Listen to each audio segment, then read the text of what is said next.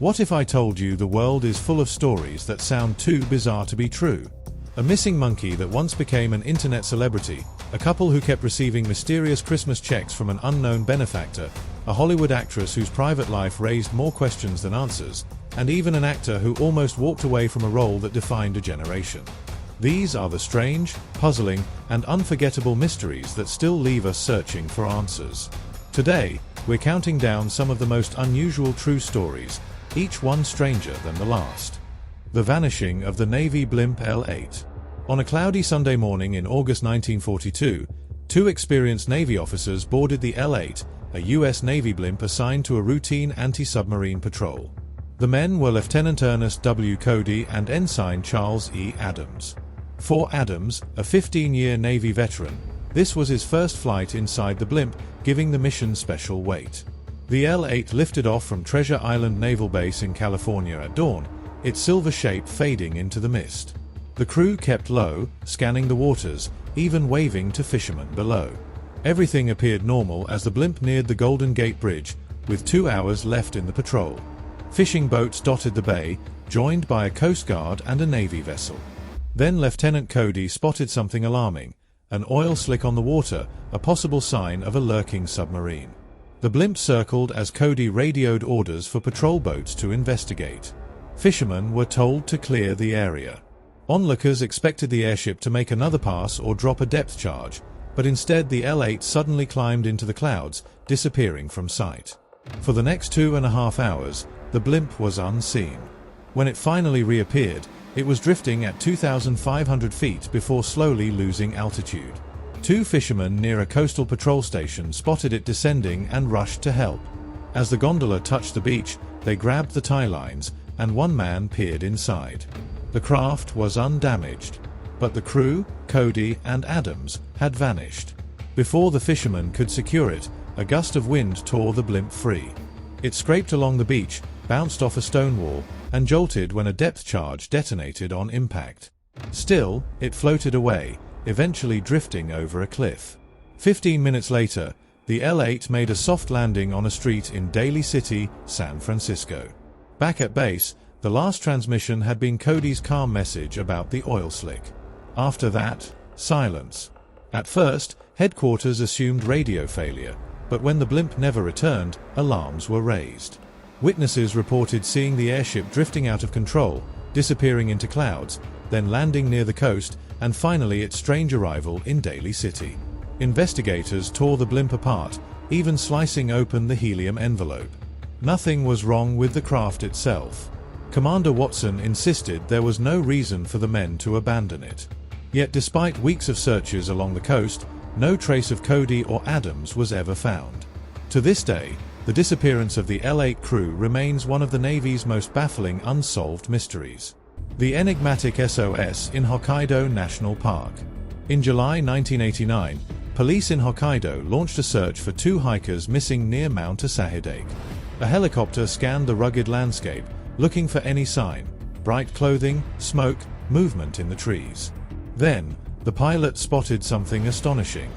On the mountainside were enormous letters, nearly 20 meters across, spelling out one word: SOS. The signal had been built from 19 birch logs, each about 5 meters long, arranged with precision. The helicopter landed, and rescuers found the missing hikers alive and safe. But when asked about the signal, the hikers denied making it. They had no idea it even existed. Alarmed, authorities launched a second search, this time for whoever had created the distress sign. Nearby, about 100 meters from the logs, investigators uncovered a cache of belongings hidden among tree roots: a backpack, cameras, a tripod, cassette tapes, a notebook, a tape recorder, even a driver's license belonging to 25-year-old office worker Kenji Iwamura. He had disappeared 5 years earlier after failing to show up for work. Then came a darker discovery: human remains scattered nearby. At first, investigators assumed they belonged to Iwamura. But testing revealed something stranger. The bones were not his, but those of an unidentified woman between 20 and 40 years old. The cassette tapes only deepened the mystery. On one, a man's voice could be heard pleading for help, saying he was trapped on a cliff and unable to move. He described dense bamboo grass blocking his path, claiming he was near the same spot the helicopter had circled. Strangely, the tape also included anime theme music. Was this Iwamura's voice? His parents couldn't say for certain. Theories began swirling. Had 2, maybe even 3 people disappeared in the area? 2 men and a woman? If so, who was the woman, and why was no missing person report ever filed? Who dragged massive birch logs into place without tools, and for whom was the SOS intended? Years later, another examination suggested the remains might actually belong to a man, not a woman. But with conflicting evidence and unanswered questions, the case has never been solved. Who made the SOS? Who was the voice on the tape? And what really happened in the shadows of Hokkaido's mountains? The mystery of the eternal flowers. Caroline Christine Walter was born in 1850 in Freiburg, Germany. She and her sister Selma lost their parents at a young age and were raised by their grandparents. Caroline was adored for her beauty and kindness, but her life ended suddenly when she contracted tuberculosis. She died only weeks after falling ill, at just 16 years old. Her grieving sister Selma commissioned a striking monument, a life-size statue of Caroline lying peacefully, a book resting on her chest, draped in flowing stone fabric. Even in death, her image was immortalized. Weeks after the funeral, Selma began visiting the grave regularly. One day, she noticed something odd. Fresh flowers had been placed there. Caroline had admirers, but no one knew of a secret romance. What began as a tender gesture soon became a baffling mystery. Since 1867, fresh flowers have appeared on Caroline's grave every single day. At first, people assumed it was the work of a devoted admirer. But as decades passed, it became impossible. Whoever began the ritual could not have lived long enough to continue it. Yet the flowers never stopped. Tourists and locals alike have visited the grave, curious to see the phenomenon for themselves. No one has ever been caught in the act. One theory suggests that a trust fund was established long ago, with caretakers passing the duty down through generations. But no records confirm it. Nearly 2 centuries later, the tradition continues. Each morning, fresh flowers rest beside the stone figure of the sleeping girl, as if time itself has chosen to honor her. The identity of the giver remains unknown. Whether it is an unbroken line of caretakers or something more unexplainable, the mystery of Caroline Christine Walter's eternal flowers endures to this day. The haunting voice on American Airlines flights. In 2022, passengers on multiple American Airlines flights began reporting something terrifying: strange, disembodied voices echoing through the cabin intercoms.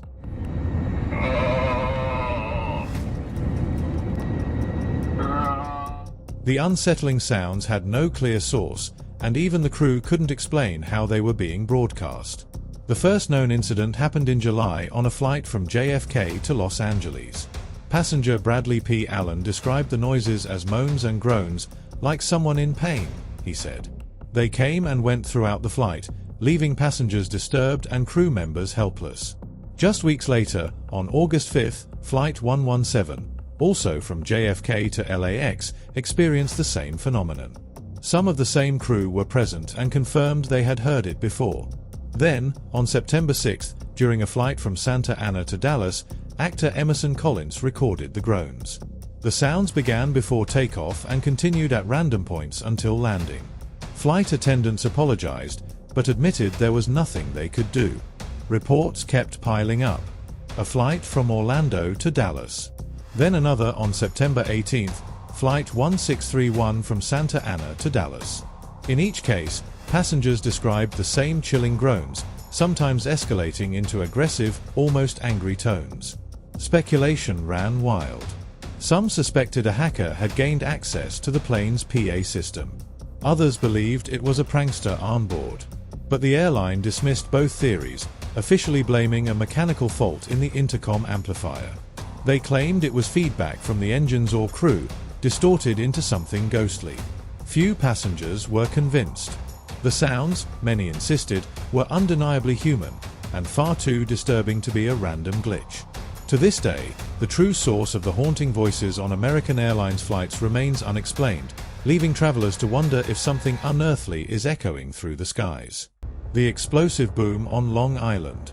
On Sunday, November 28, 2021, the quiet morning on Long Island was shattered around 11 a.m. by a thunderous boom that echoed across multiple towns.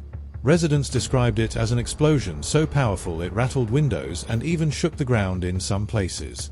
Calls flooded emergency services, especially from Lindenhurst and the communities near Great South Bay. The Suffolk County Police traced the noise to Fox Island, a small uninhabited patch of land known for its wildlife. What they found was baffling: a fresh crater on the shoreline, about 4 feet wide and 2 feet deep. Yet, there were no signs of shrapnel, debris, or burn marks. It wasn't a meteorite. It wasn't a firework. And it wasn't a boat explosion, as some witnesses first believed. The force was tremendous, heard as far away as Huntington, 16 miles from the site. One local thought something had slammed into his roof. Another saw a plume of sand erupting in the distance and was nearly knocked off his feet. Over 500 reports poured into Babylon's public safety department, with residents demanding answers. Speculation spread quickly. Some believed someone had detonated an explosive but cleaned up the evidence. Others pointed to strange sightings: a striped boat with 2 or 3 people aboard seen leaving the area just after the blast. Police even called in the FBI. Yet despite weeks of investigation, no official explanation was ever given. To this day, the mysterious boom over Long Island remains unresolved, leaving locals with nothing but theories and unanswered questions. Charlie Chaplin and the Human Frog. Charlie Chaplin, one of the most recognized figures in cinema history, often shared stories from his early days as a struggling performer.